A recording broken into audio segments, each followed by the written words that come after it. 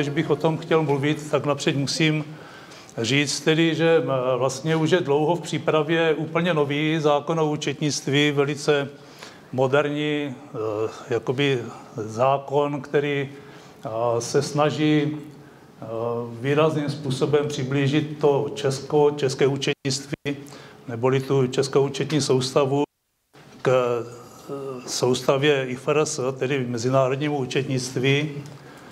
Ten zákon už je v přípravě strašně dlouho, jo, prostě bych řekl, že od roku 2016 se o tom mluví. V roce 2020 dokonce vláda schválila věcný záměr toho zákona. Ta původní platnost už měla být nakonec k 1. 2024, ale protože nejsou úplně hotové návazné předpisy, tak zatím prostě je to v připomínkovém řízení. Když se podíváte na to připomínkové řízení, tak vlastně je to mezirezortní připomínkové řízení k návrhu zákona o účetnictví, už to tam visí od roku 2022. Ještě pořád to tedy není úplně připravené. Ten nový zákon o účetnictví jednak umožní účtovat v jakékoliv měně, tedy nejenom v těch měnách, které jsou schválené pro rok 2024. No a co je hlavní, tak je celkově nový koncepční rámec, moderní význam koncepčního rámce. Hlavní zaměření je tedy na účetní výkaznictví, tak aby to účetní výkaznictví bylo nějakým způsobem možné, zvláště pro partnery obchodní, lépe pochopit.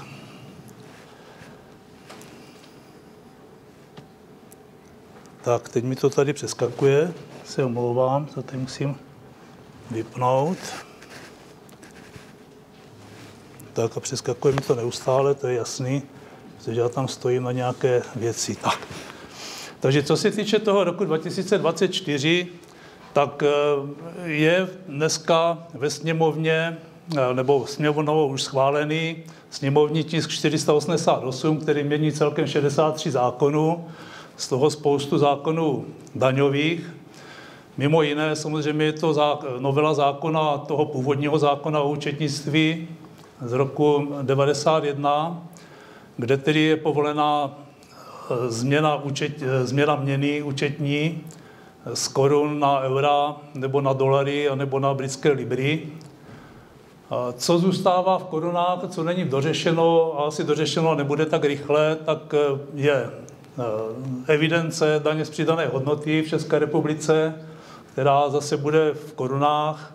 Samozřejmě všechny odvody, jak na správu sociálního zabezpečení, zdravotní pojišťovny, statistický úřad, pojišťovny, to všechno zůstává prostě v korunách, takže s tím se prostě ty jednotky, které přejdou na jinou měnu účetnictví, budou potýkat. No dál potom samozřejmě není to tak, že by ta účetní jednotka mohla úplně dobrovolně nebo úplně bez ničeho přejít prostě na jinou měnu účetnictví. Musí prokázat, že její funkční měna primárně ovlivňuje podnikání. Je k tomu předpis, který najdete v IFRS. Ten zákon se přímo na to odvolává. Ten odchod od korun je samozřejmě víceméně dobrovolný, ale potom, když by se ta účetní jednotka chtěla vrátit zpátky k korunám, tak musí splnit jakési podmínky. Jo, takže není to úplně jednoduché. No, samozřejmě nelze změnit měnu účetnictví během účetního období, to znamená, že pokud máte účetní období od 1.1., tak můžete jednat od 1.1., nelze to v průběhu roku. A co se týče výkazu účetní závěrky, tak zákon definuje, že tedy účetní závěrku budete muset, co se týče dat minulého roku, také přepočítat do měny účetnictví. No a co se týče používání kurzových lístků, tak samozřejmě pokud používáte české koruny, tak používáte kurzy České národní banky. Pokud budete používat, nebo pokud budete mít měnu účetnictví eura, tak musíte centrální CEP, tedy centrální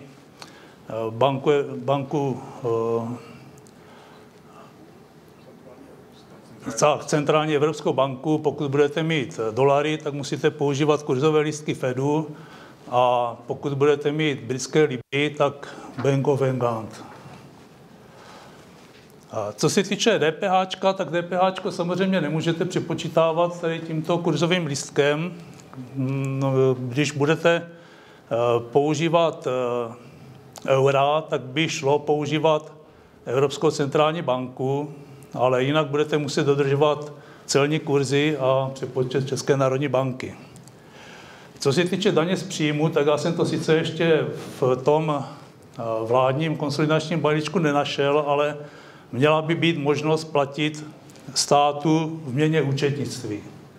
Já jsem tedy našel jakoby celkový předpis, kde je to psáno už z dřívější legislativy. Co se týče té měny účetnictví, tak abyste mohli změnit měnu účetnictví, tak musíte nejprve vyhodnotit svoji funkční měnu. Ta funkční měna, to je tedy měna primárního ekonomického prostředí, ve kterém ta účetní jednotka vyvíjí svoji činnost a definují standardy mezinárodního účetnictví. Jo, například IAS 21.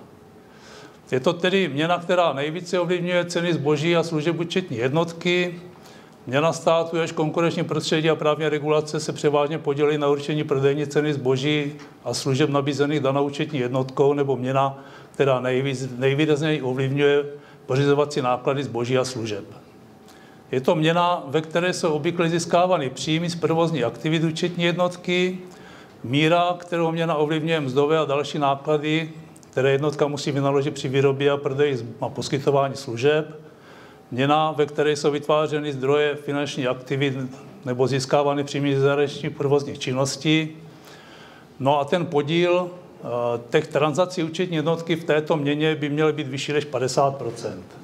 Jo, takže oni ty podmínky, když si potom přečtete ten předpis, ten standard 21 toho mezinárodního účetnictví, tak ono to tak úplně jakoby z toho nevyplývá. Tady v tom dokumentu od Pěvy Čoukové je to zpracováno nebo napsáno přesně tak, jak je to uvedeno v těch předpisech, ale takhle se to prezentuje. Takže pokud byste splnili tady tu funkční měnu a byly to ty měny, které jsou povolené, tak byste mohli změnit měnu účetnictví a to je tedy ta měna, ve které potom budete účtovat. Co se týče zdůvodnění, tak to zdůvodnění neuvádíte nějak dopředu. To zdůvodnění se prostě uvede potom v příloze k účetní závěrce, kde vy budete muset prostě uvést jednotlivé tedy ty body, které jsem jmenoval, že je splňujete pro tu funkční měnu. Co se týče potom, jak jsem říkal, toho návratu zpátky ke korunám, tak lze od nějakého dalšího účetního období, pokud byste tu funkční měnu už změnili, prostě ta funkční měna byla jiná, prokázali jste to, tak můžete přejít zpátky ke korunám. Pak samozřejmě cizí měna, to jsme všichni zvyklí, to je prostě ta měna, ve které vlastně jdou do účetní jednotky, jak došlé, tak vydané faktury. To je prostě měna, kterou máte vedenou v účetnictví, v každém případě vedle té měny účetnictví. Co se týče vyhlášek, tak pro rok 2024 je tedy nachystaná novela vyhlášky 500 z roku 2022 pro podnikatele. Obsahuje vyloženě technické změny pro umožnění vedení účetnictví v jiných měnách než v korunách. Obsahuje samozřejmě různé předpisy, které se týkají výkaznictví, rozvahy výkazu zisku a ztrát, změny kapitálu, cash flow a tak dále. Tak, jak jsem říkal, že musíte přepočítávat i ty údaje, které jste uvedli jakoby v minulém roce. A nově tedy na těch výkazech bude uvedena měna účetnictví a také vykazované řády. Pokud máte hodnotu aktiv víc jak 10 miliard, tak můžete vykazovat i v milionech. A co ten předpis ještě různě upravuje, no jinak odlišně upravuje od té původní vyhlášky 500 z roku 2022, tak jak je teďka platná, tak je definice čistého obratu. A došlo k zúžení definice, už to není vyloženě součet všech výnosů, ale jsou to prostě výnosy z prodeje výrobků a zboží, respektive z poskytování služeb. Ta vyhláška přímo říká, že to není jakoby vytaženo z nějakých účtů, ale je to průřez účtami, kde se tyto výnosy objevují.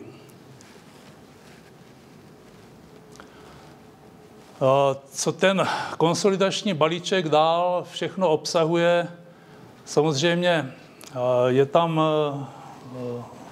i některé věci, které se nám nelíbí, což je zvýšení daní. Jednak je to daň z příjmu právnických osob z 19 na 21%. Zrušili 2 snížené sazby, tedy 10 a 15%, zavedli jednu sníženou sazbu 12%. A současně některé věci přiřadili tedy z té snížené sazby do základní sazby. Dokonce osvobodili knihy od DPH. Je navýšení daně z lihu z tabáku. Nemocenské pojištění se znovu zavádí pro zaměstnance ve výši 60%. Zvyšuje se daň z nemovitosti, tak jak se z začátku hovořilo o tom, že část těch daní přijde do rozpočtu vlády, tak to tak není pravda.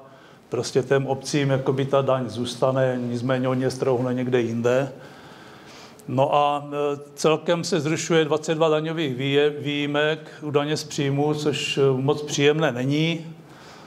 Zvyšují se odvody samostatně výdělečných činných osob, pak nějaké ty odvody z hazardních her, sleva na manžela, jo, prostě ty podmínky se zpřesňují nebo změní. Je to jenom pro ty, kteří pečují o dítě do 3 let věku. No a pak samozřejmě jsou změny u dohod o provedení práce. Dokonce podnikatelé říkají, že to je likvidace dohod o provedení práce, protože je tam zavedený jakýsi strop, to znamená, že vy vlastně ty dohody budete muset hlásit na sociálku a pokud se překročí limit, tak se bude platit sociální a zdravotní. Co je dobré, tak co se týče zdanění tichého vína, tak to není součástí toho konsolidačního balíčku, takže tiché víno zatím zůstává. Je to asi všechno, co jsem k tomu chtěl říct. Možná snad ještě, když bychom se vrátili na začátek té prezentace, tak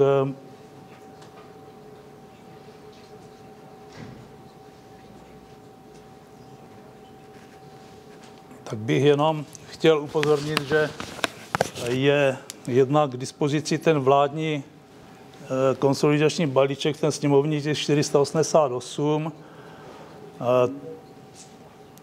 A řekl bych, že tady vlastně na ministerstvu financí je ten ozdravný balíček poměrně pěkně jakoby vysvětlený. A je tady, když byste se chtěli v tom rychle zorientovat, tak jsou tady odkazy, kdy je u každého toho zvýšení daní v podstatě jsou tady vysvětleny všechny důvody a ty změny jsou tady tak nějak poměrně, bych řekl jednoduše, vysvětleny. Takže jestli máte dotazy tady k tomu vládnímu konsolidačnímu balíčku, respektive k tomu účtování v jiné měně než v českých korunách,